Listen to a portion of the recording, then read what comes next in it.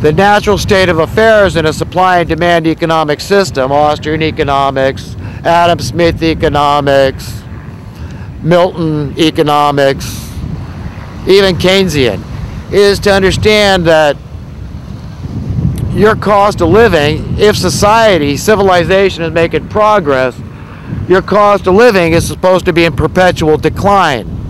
Until what? Until the problem is solved. And the problem is needing money.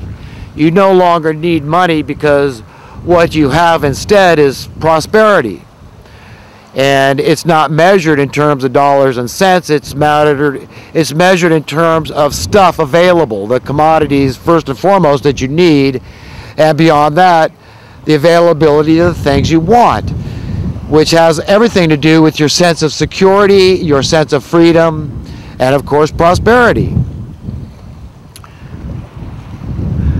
So I think that everybody out there can understand the way I'm explaining this.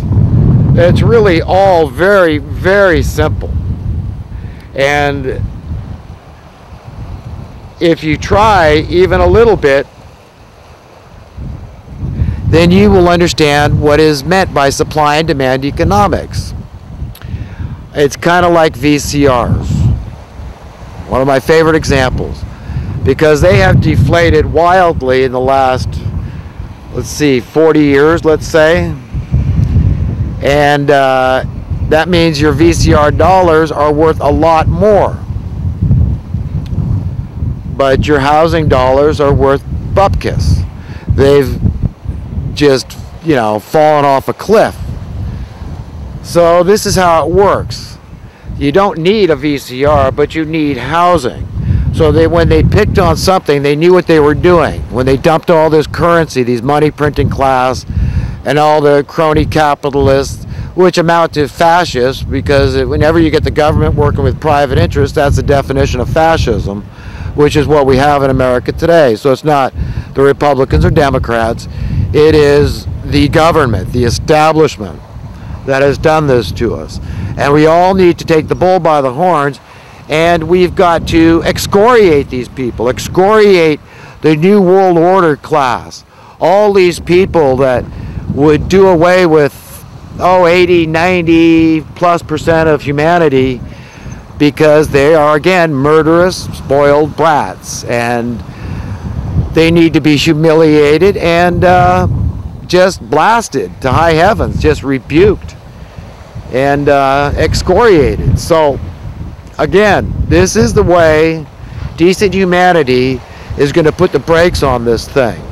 You're going to do it by demanding social economic justice, by saying, no, I know the difference between supply and demand, whereby you've got a disruption into the supply chain, which is the justification for debasing my currency through cost of living inflation. I know the difference between that, and I know the difference between what's supposed to happen under a natural economic system. My currency is supposed to go up in value, just like it did with the VCR. And people could say, well, housing isn't like that because there's not as much. No, there's more vacant, available housing in America today than ever before in history. And we can house every homeless man, woman, and child in America and still have some 90% of the existing vacant available housing left over. So even right now, there's a vast superfluity, an excess of housing, and yet we tolerate homelessness. We allow America to become the laughing stock of the planet, and that's what we have to do. We have to say, we're not accept, as Americans, we're not accept this humiliation anymore. We want what JFK tried to give us. We want egalitarianism, okay? We want equalitarianism. We want poverty to start shrinking. We want the wealth disparity to start shrinking. We demand prosperity. We demand a sense of security. We demand to be free. And that's it. We've all got to just go out there and stake our claim and say, this is my planet as much as yours. God gave me this green earth. And if we divvied up the planet and all its goodies today, then we'd all be unspeakably wealthy. In which case we'd all be free, not born beholden. to anybody, to the money masters or anybody else out there that wants to oppress you. But a lot of people would be very miserable in that system. But that's what's coming to earth. You see, when Jesus Christ is ruling over the affairs of men instead of Satan and all his witting and unwitting minions out there, then we will be free. And the Lord will set us free, and then we will be free indeed. And it's going to be very good news